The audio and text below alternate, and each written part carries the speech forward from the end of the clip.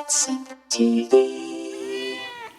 What's up, everybody? It's JB here for CatSynth TV. Today we're going to be taking a look at the brand new Stereolab album. I'm so excited. Before we get started on that, I want to ask you to please subscribe to this channel for more cultural content coming out regularly. Please consider underwriting the efforts. There are links to Patreon, Ko-Fi, merch, all that stuff below. You see that popping up right there. And if you like what you see here, please share this video out and tell a friend about this channel. It all helps to get more content out to you. Okay, Stereolab, instant holograms on metal film. We just picked up a copy of this last night. This is the first Stereolab release of all new material in about 15 years, right? About 2010, they put out Not Music, took a little hiatus briefly before that thing came out. We didn't see or hear anything from Stereolab until Warp Records did the kind of reissue program in 2019. Then Stereolab went on tour in, what was it, like 2021, 2022, there, about there. We've seen them a couple times locally here in San Francisco at the Fillmore, I believe both times. But this is the first brand new Stereolab album that we've had in 15 years. And my goodness, it was well worth the wait. A lot of alliteration right there. You know what I'm talking about? But seriously, I am super excited about this. Stereolab, of course, one of my favorite bands. And, you know, there's always that risk where groups get back together or whatever it is after an extended hiatus and the music doesn't quite, you know, live up to what was done before. But this absolutely does. Absolutely right here. Bangers, start to finish, all the way through. Just absolutely fantastic compositions. We're going to take a look at the CD right here. I'm going to talk about some of the tracks on there. We start off with Mystical Plosives, little instrumental kind of arpeggiator going on there. Boop, boop, boop, boop, boop, boop, boop, boop. You know what I'm talking about? One of those kind of percolating synth sounds that we love so much and we associate with Stereolab. Next two tracks, Aerial Troubles, Melodies of Wound. We actually know these from the kind of pre-release stuff coming up to it. It was kind of a big surprise about a month ago at the time that we're recording this. When the announcement was made that a new Stereolab is coming out, it's like, holy mackerel, you gotta be kidding me. New music, and these tracks were released as the kind of teaser going into it. Classic Stereolab sound, but don't think that this band is stuck in the past. You know, we've got some new sounds and we got some new approaches on this particular album, and it's like, it takes the classic Stereolab sound that we all love, right? So much, and it moves it forward. Melody is a Wound. That's one of the kind of standout tracks for me on there. But the one that follows it, Immortal Hands, that one has a really nice horn chart on there, and there's a mellotron kind of line going through there.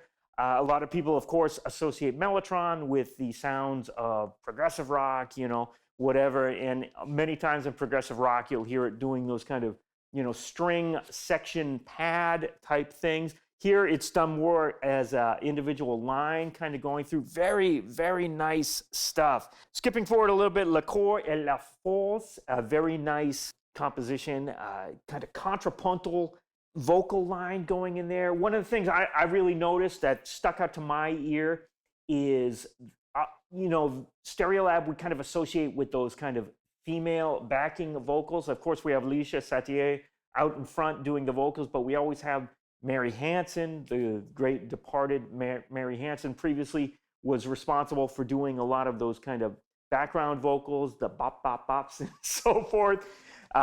This, to me, is the first time that we've heard actually male voices that I can recall on a Stereolab album doing the background vocals. We've heard this live, of course. As I said, over the past couple of years, they've been doing these kind of live things to promote the, you know, reissue of the back catalog and the switched on volumes which came out. But this is the first time that I've heard male backing vocals on a Stereolab album. If you recall differently, leave me a note down in the comments. But like I said, to me, that was something new. Fantastic stuff. Electrified Teeny Bop, another instrumental, much like the opening number there. But again, we have these kind of expansive forms on here. It's not just verse, chorus on any of this stuff. You know, these compositions take their twists and turns and they go wherever they like. And it's just, that's one of the things that I've always loved so much of Stereolab. Stereolab, of course, let's back up a little bit right here and talk about on this particular album, we have a core of 5 musicians. We have kind of the mainstays of the band, Andy Ramsay on percussion and electronics and synthesizers and so on.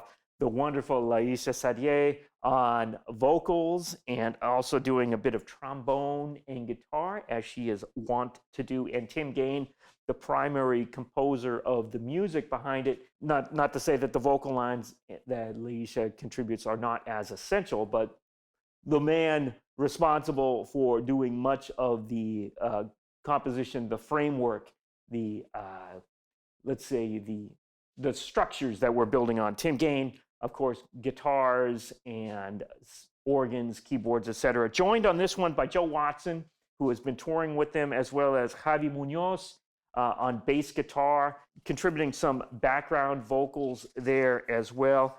In addition to that, the supplementary personnel, we have Cooper Crane on keyboards, synthesizers, electronics, so forth. Some fantastic, as I said before, I was talking about the horn sections on here. Rob Fry on saxophones, woodwinds, clarinets, flutes, you know, fantastic stuff. Ben Lamar Gay on cornet, really nailing that stuff.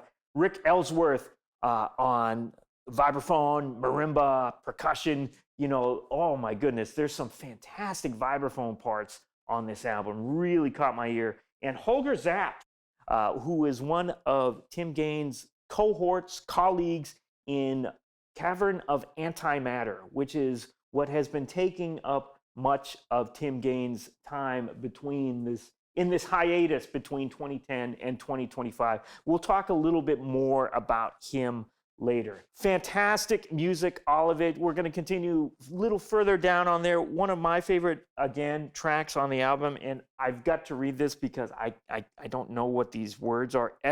Plastic creeping eruption. I'm not sure what plastic means, but if you know what it means, leave me a note down there. Help me along, you know what I'm saying, down there. Leave me a note down in the comments.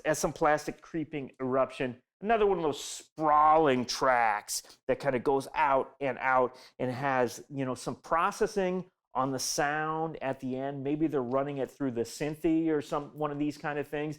Everything's kind of, you know, kind of breaks up and gets a little nuts there at the end. Wonderful stuff. If you remember kind of part 1, if you remember I Forgot How to Dream is the full title. Part 1, there's a part 2 of it later.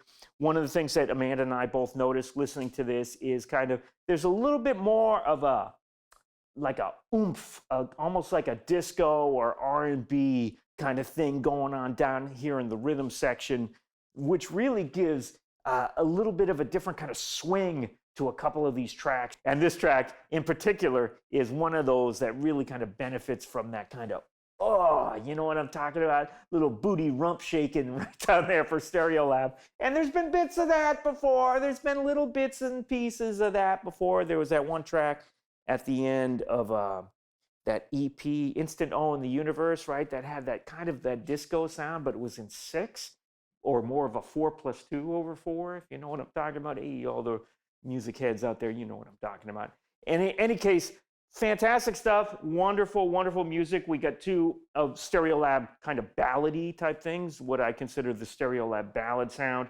Flashes from everywhere in color television. Color television ends with a really nice horn ensemble thing going on there. Again, the clarinet playing on this is really fantastic. I really love this clarinet player. And we end with the second part. If you remember, I Forgot How to Dream, part 2, to wrap things up nicely in a fantastic package. Let's take a look at what we got here. Yeah, we got booklet out of here, kind of an insert, has the lyrics. Once again, fantastic lyrics, amazing lyrics by Laetitia Sadier, just inscrutable at times. You know, these are lyrics that they sound very easy on the ear, and then you look at the lyric sheet and it's like, wow, this is some deep stuff. You know, there's all these cliches, you know, Marxist, deconstructivist, whatever. I don't know about Stereolab stuff. You know, this is just, you know, shorthand that people don't actually read the lyrics. They just associate, you know, these polysyllabic words with all these other concepts. But these words are really fantastic, and I'm glad that there's a lyric sheet. And please read those lyrics. They're fantastic. As always, they're held to the highest standard. And that's one of the things I love about Stereolab. We got a very nice color scheme here.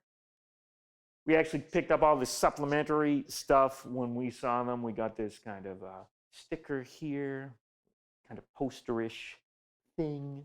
Look at the other side of that. That doesn't necessarily come with the album, but that's something we picked up from our friends at Amoeba when we went to the global listening party. Again, it's great to have Stereolab back after so long, after 15 years, you know, and it's like, I love it. I love it. And it's just, to hear it again, it's just so refreshing. And the music is so uplifting at times, and that's what I love about it. You know, because the music itself is uplifting, and then the lyrics actually really get you to think. It's not just like you're listening to the association, you know what I'm talking about? Everyone knows it's windy, you know what I mean? But you got some really fantastic lyrics going on here that really kind of fire your imagination, or at least they fire my imagination, and they make me start thinking about it a little bit more. As I said, you know, Tim Gane wasn't kind of sitting on his butt, you know, for the past 15 years. He did have a project there called Cavern of Antimatter, which really didn't get as much attention as I feel it should, because it's really amazing music. So I highly suggest you go check out some of that stuff that he was putting out, you know, in that interim between these new Stereolab albums, as well as Laetitia Sadier's, you know, fantastic solo work. All in all, I'm glad they got back together. I'm glad the magic is still there. And I give this one, what am I going to give it? You know, what else can I give it? But, you know, I would normally give it 5 stars, but because it's Stereolab, we're going to give it 5, like old school atoms. You know what I mean? Shining, shimmering, and glimmering. You know what I'm saying? Just like neon lights. You know, I'm talking about ching, ching, ching, ching, ching, ching, ching. But that's another video for another day. Anyways, please check this out. To find out more about Stereolab's new album, Instant Holograms on Metal Film, please visit their official website and Warp Records website, and check out the description below this video. Thanks for watching, and please subscribe to CatSynth TV. Hey, you're watching CatSynth TV!